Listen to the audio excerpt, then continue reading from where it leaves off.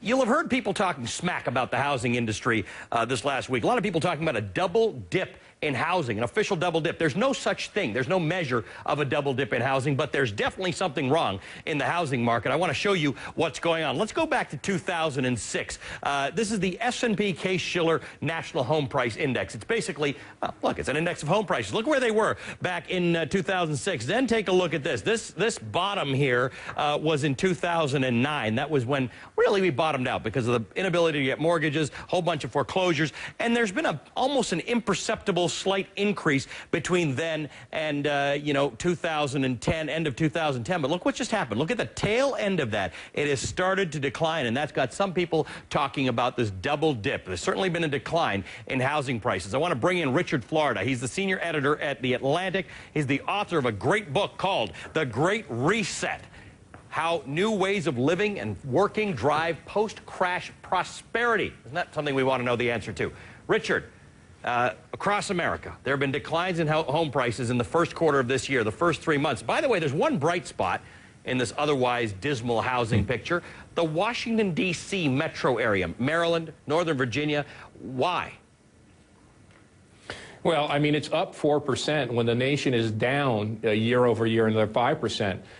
It's a big place. It's the 8th largest metro in the country. When you add in Baltimore, it's an enormous place. It's one of the top 3 or 4. It's been attracting talented and creative and innovative people. It's not just a government town anymore.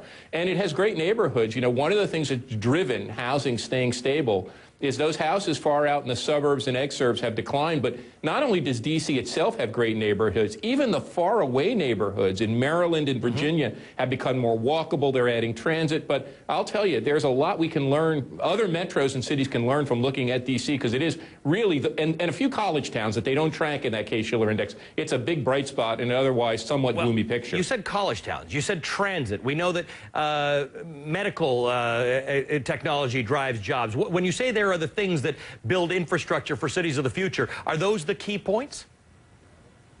Well, I think D.C. is a big, everyone thinks it's a government town. It's not. It's a major center, as you know, for CNN and AOL and Discovery and NPR. It has a big media cluster. It's also, you know, government spending in biotech and in homeland security has helped. But it's just a place that's, and you know, this is a really interesting statistic for folks listening in today, watching today.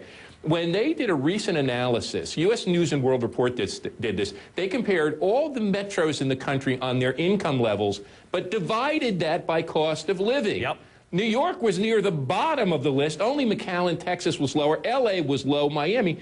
D.C. was second for the top. So one of the things that D.C. offers is a high income. It has one of the highest income levels, $85,000 household income. But when you add in cost of living, it gives you great value for the dollar because you can get a lot of house for the income you make. It was the second best place to live, conditioned by cost of living. I think all those factors make it a really, a very interesting place, and why people are moving there in droves. Well, one of the places that a lot of people would like to live is on Miami Beach. That's a place that's taken a big hit in housing prices, but you pointed out in your blog that it's made some great headway digging itself out of that mess. What did they do to stimulate the economy and improve things?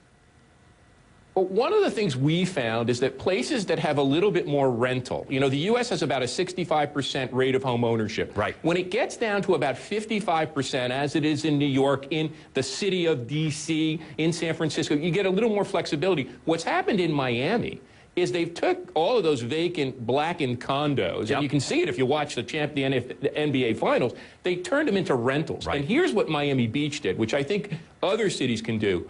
The City Community Development Corporation went in there and bought 2 or 3 of these vacant condos, not the high-end ones, but nice ones, and they turned it into affordable housing for the people who work in the hotels and the restaurants and the service business. You know, we have 14.3 million vacant homes in this country. That's an awful lot of vacant homes and condos. We could begin through public policy, but not national policy. Cities and suburbs can begin to try to help transfer them from bank ownership or from foreclosure into rentals and make more affordable rental available to the people who need it.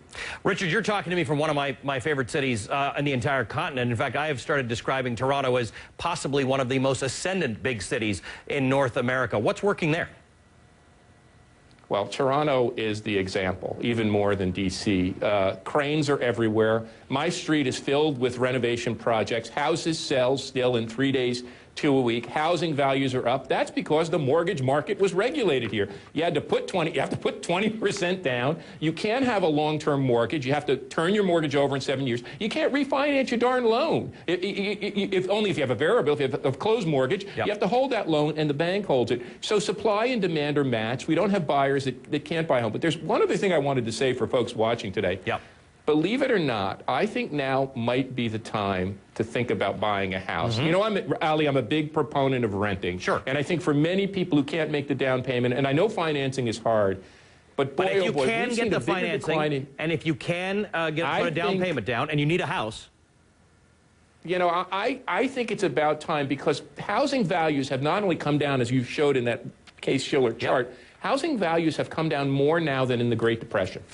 And so there's got to be a bottom. Now maybe it's going to go another 3-4%. Sure. But boy, oh boy, there's a lot of wonderful inventory. So if you're looking for a home, you couldn't do better to find the kind of dream house that you want. And already we see in inner Washington, D.C., in the good neighborhoods, in Manhattan, even in L.A., some of the best inventory starting to fly out of the market. So I don't think it's for everyone, but if you know you're going to stay in a place, if you don't have to switch jobs, if you want to buy a house, and interest rates are still darn good, I think it's time at least to consider. I can't see the market plunging another 10 or 15%. And you may never see the combination of these low prices and low interest rates in our lifetime. At least I certainly hope not, because if we do, then something's really wrong. Richard, always a pleasure to see you. Thanks very much. Give my regards to Toronto. Richard Florida is the author of The Great Reset: How New Ways of Living and Working Drive Post-Crash Prosperity.